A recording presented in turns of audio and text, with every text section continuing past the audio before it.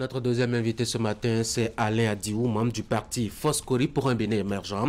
Monsieur Adiou, bonjour. Bonjour, cher ami. Merci de venir échanger avec nous au sujet de la dernière activité au sein du parti. Vous étiez à Grand Popo pour discuter entre vous des lois électorales dans la perspective des élections générales de 2026 parce que selon vous, les échos, et selon les échos qui me parviennent, vous vous inquiétez un peu au sujet de leur nature. Monsieur Adiou, ces lois vous ont quand même permis d'aller aux élections d'abord communales, municipales, puis présidentielles, puisque vous aviez eu droit à un duo même qui a fait un score de 12% à ce rendez-vous électoral-là et de vous présenter aussi aux législatives de janvier dernier. Pourquoi est-ce qu'aujourd'hui cela vous inquiète? Merci d'abord de nous avoir invités à ce plateau. Vous savez, 2026, c'est l'année de toutes les préoccupations. C'est l'année électorale et c'est inédit. Pour mémoire, je ne suis pas sûr que dans notre histoire politique récente, nous ayons déjà fait cette expérience-là. En tout cas, pas après 90. Pas après 90. Nous allons faire les élections couplées, 2 élections le deuxième dimanche de janvier, communales et législatives, et 2-3 mois après, en avril, la présidentielle en mai. Donc, c'est important qu'on commence à réfléchir sérieusement. Vous vous en doutez bien, FCBE n'est pas d'abord un parti de populisme. Nous sommes un parti politique, nous sommes des hommes politiques, nous réfléchissons. Un parti doit avoir 2 aspects principaux, la réflexion d'abord et puis l'action sur le terrain. Donc, nous sommes engagés d'abord dans la partie réflexion. Qu'est-ce qui va se passer en 2026 ? Qu'ils vous souviennent qu'au lendemain de la dernière compétition électorale, les législatives notamment, un responsable du parti de la mouvance a bien dit que à l'expérience, à la pratique, selon lui, la loi portant code électoral devra être relue. Ça a été déjà dit dès le lendemain de Même janvier. Le président a envisagé aussi la révision de la Constitution. Et le président de l'Assemblée nationale a émis déjà le vœu. Donc, ce n'est pas FCBE qui est la première force politique à parler de... Voilà. Donc, les lois électorales, si vous prenez la Constitution, la charte des partis politiques, le code électoral, la loi sur la décentralisation, il y a plein de réformes. À la pratique, on observe un certain nombre de choses dont le public, dont le peuple n'est pas forcément informé, dont peut-être vous les journalistes non plus, vous n'êtes pas informés. Mais ceux qui sont dans l'action politique au quotidien remarquent que les réformes ont des biais ici, des biais par là. Qui vous souviennent, juste pour rappeler que en 2020, après les élections communales et municipales, il a été nécessaire que les forces politiques se retrouvent autour du chef de l'État et à son initiative pour introduire une correction, une relecture de la loi devant conduire à la désignation des maires. D'accord, oui. Voilà déjà quelque chose qui doit nous faire comprendre que, ah oui, c'est vrai. C'est pas impossible parce que les lois ont été votées en 2019 dans les conditions que vous connaissez. Okay? On ne remet pas ça en cause. Nous, à FCBE, nous sommes des républicains. Nous respectons les lois. Et d'ailleurs, c'est parce que nous sommes des républicains, partis politiques, nous avons mis en application tout ce dont nous sommes convaincus que la paix a été sauvée dans le pays. Sinon, en 2019, c'était parti pour longtemps. On en reparlera. N'est-ce pas? Donc, fort de tout cela, parti de républicains, nous nous sommes dit, les lois sont déjà devenues les lois de la République. Elles sont déjà votées. Est-ce que le législateur a le droit, le pouvoir de voter? Oui, ce sont des députés qui ont voté. Maintenant, est-ce que les lois ont des souffrances, ont des biais, ont des difficultés? Oui, également. Ce n'est pas tous les articles, mais il y en a. Il y en a un certain nombre qui posent réellement problème. Donc, FCBE a décidé de regarder ces lois-là de très près, celles dont j'ai cité rapidement les noms, les titres, de les regarder de très près et de s'armer, de s'organiser afin de préparer progressivement un argumentaire solide de conduire à un plaidoyer au plan national. On va examiner justement ces lois que vous aviez citées pour voir un peu dans quel aspect elles sont assez dérangeantes. Parlons par exemple de la loi sur, je dois dire, les élections, notamment pour ce qui concerne la présidentielle, avec cette histoire de parrainage. Cela vous dérange un peu, puisque j'ai écouté quelques discussions, cela vous dérange au niveau des FCB, pourtant, même sans avoir été au Parlement, vous aviez quand même eu des parrainages.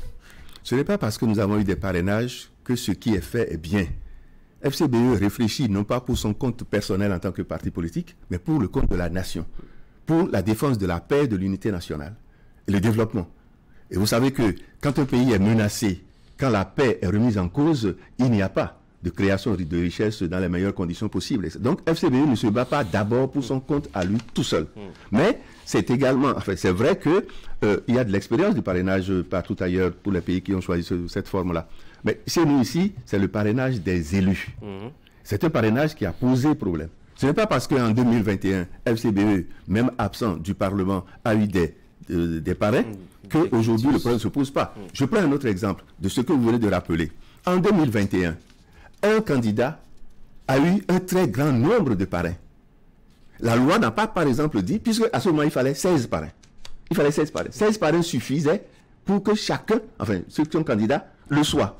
Est-ce que c'est nécessaire que seul en ait 16 fois 4 fois 5 fois 6 fois 8 fois 10? Vous voulez que la loi limite? Attends, vous avez fait une remarque. Vous avez dit FCBE n'était pas présent au Parlement et pourtant a eu des parrains. Et je rappelle un autre constat. Un candidat qui a eu beaucoup de parrains. Et beaucoup de parrains. Et on peut dire, parce que la loi n'a pas été très précise, ce candidat qui a eu beaucoup de parrains a peut-être, par déduction, a peut-être empêché d'autres candidats d'avoir des parrains. Puisque lui tout seul, 16 lui suffisait. Pourquoi tout le reste? Vous voyez ce que je suis en train de dire? Et vous, la loi, c'est pour limiter celui qui a la possibilité d'en avoir plusieurs. On n'est pas en train de faire de la polémique. C'est ce que nous sommes en train de dire, c'est en procédant ainsi, il y a de l'exclusion. Et quand il y a exclusion, la paix est menacée. L'unité nationale est menacée.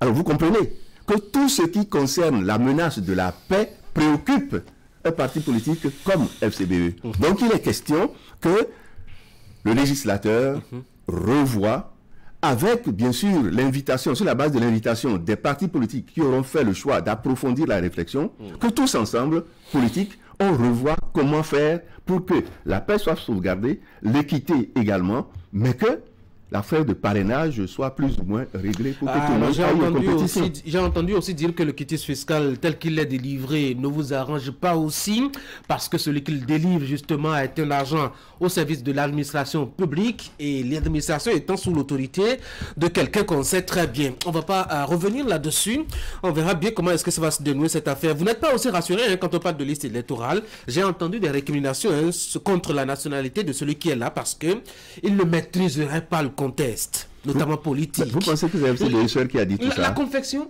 c'est FCBE que j'ai devant moi. Ah ok, mais c'est que vous rappelez. Alors que FCBE l'a dit que je l'ai devant moi. D'accord, d'accord. Alors la confection d'une liste électorale appelle quand même des compétences techniques qui sont universelles, indépendamment de nationalité.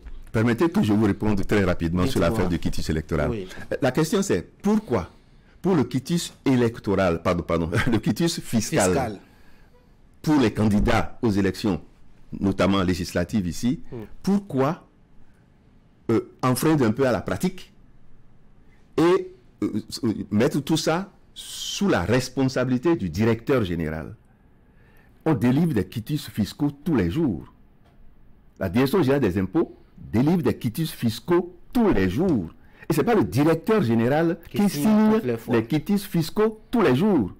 Pourquoi le quitus fiscal qu'on a introduit dans le lot des pièces à fournir par les candidats, pourquoi a-t-on fait exception? C'est ça la question. Pourquoi a-t-on fait exception? Pourquoi on n'a pas laissé les receveurs dans leur considération territoriale, etc., faire ça? Les receveurs sont compétents, sont des techniques. Ils sont compétents pour le faire. Donc la question, elle est à ce niveau-là. Et ce qu'on peut en déduire, lorsque c'est, j'allais dire, à la limite, bloqué comme ça, limité comme ça, le risque, c'est ce qu'on appelle les fraudes positives. C'est-à-dire les difficultés pour les candidats de ne pas avoir en temps réel leurs quitus fiscaux signés par le directeur général. C'est arrivé, pour des raisons diverses. Donc, la préoccupation du FCBE ici, c'est pourquoi faire deux poids, deux mesures. Revenons à la liste électorale. Vous savez que c'est un domaine qui ne m'est pas très étranger, n'est-ce pas? Tel que c'est fait, tel que c'était fait, avec le regard permanent, le contrôle donc des politiques, c'est ça qui était bon. C'est ça qui est bon. Même si aujourd'hui, techniquement, quelque chose peut être fait par une agence, on ne peut pas exclure complètement le regard du politique. Parce que les élections commencent d'abord par la liste électorale. La liste électorale permet également de faire des fraudes. Lorsque je ne suis pas, je suis un candidat, ou je suis un groupe de... et je ne suis pas très fort dans telle zone, je peux limiter les électeurs. Je peux procéder à... Donc, tout ce qui concerne des menaces à des élections crédibles, correctes, FCBE, et tout parti politique sérieux doivent pouvoir s'en préoccuper. C'est ça. C'est d'abord ça. Ce n'est pas la nationalité du directeur général, ou je ne sais pas comment on l'appelle aujourd'hui, etc., qui dérange, et qui pose problème au Bénin. Le problème, c'est on ne peut pas avoir une liste électorale sans avoir le fichier électoral. Le fichier électoral peut être relativement technique. Mais passer du fichier électoral à la liste électorale, il faut l'association obligatoire des hommes politiques. L'ANIP est entièrement sous le regard du chef de l'État. Le chef de l'État, même s'il est là pour garantir l'unité nationale, il est quand même politique. Il est quand même le chef d'une majorité. Donc s'il lui regarde, pourquoi ne pas permettre à ceux qui ne sont pas de la même obédience politique que lui, les empêcher de regarder. Donc vous voyez, tout ce que FCBE est en train de souhaiter, ce n'est que de la logique. Deux mots pour la paix au niveau du pays. Deux mots sur le statut de chef de l'opposition, parce que vous en aviez discuté aussi, hein, et c'est surtout dans l'intervention du premier responsable de votre parti politique. Je l'ai suivi sur une radio de la place qui s'en plaignait. La loi existe, on a même pris, je dois dire, quelques détails pour son application, mais elle n'a pas été effective. On n'a pas eu suffisamment de bruit de votre part pour savoir que vous étiez lésé. Vous devez avoir constaté depuis longtemps que FCBE, et je l'ai dit à l'entame, hein, ne fait pas du populisme. Ah tiens. On ne fait pas du populisme. Réclamer ses droits, c'est du populisme. Je vous en prie. Nous ne faisons pas du populisme. Nous réclamons. Et nous avons réclamé. Celui qui devait signer le décret, c'est le chef de l'État. Il a signé un décret pour nommer Paul Rumpé, secrétaire exécutif national de FCBE, chef de file de l'opposition. Mais le deuxième décret qui accompagne le premier n'a jamais été signé. Jamais. Jamais. Le chef de file de l'opposition à ce moment-là s'est adressé au président de la République, s'est présenté devant des responsables d'institutions, a posé le problème, a envoyé une demande d'audience au chef de l'État, qui n'a pas répondu. Vous voulez qu'on bouscule le chef de l'État, qui est très occupé par ailleurs, qui est le premier garant de l'unité nationale et de la paix, et il sait très bien tout ce que le chef de file de l'opposition peut faire. Ce que la démarche de négociation, ce que la loi a demandé. Aussi par en griffe, ce que l'autre pourrait appeler une pression douce, vous pourrez aller par le forcing aussi. Les tribunaux sont là pour connaître des différends. Je vous ai dit ce que nous avons fait. Vous pouvez ajouter d'autres stratégies que nous n'avons pas utilisées. Mais ce que nous avons fait, que vous n'avez pas rappelé, et que je suis en train de rappeler à tous ceux qui nous écoutent, c'est que le chef de file de l'opposition, Paul Rumpé, a engagé des démarches qui n'ont pas été fructueuses. Qui n'ont pas prospéré. Qui n'ont pas prospéré. D'accord? Et qu'est-ce que nous avons dit? À grand propos, nous n'avons pas fait de cela un sujet particulier. Hein. Le chef de file de l'opposition, Paul Rumpé, en tant que secrétaire exécutif national, a juste abordé la question. Et en disant, mais nous allons voir ce qui va se passer bientôt. C'était ça. On va voir ce qui va se passer. Est-ce qu'il n'est pas temps qu'à l'occasion de la nomination du chef de file de l'opposition, qu'il y ait le décret accompagnant la mission?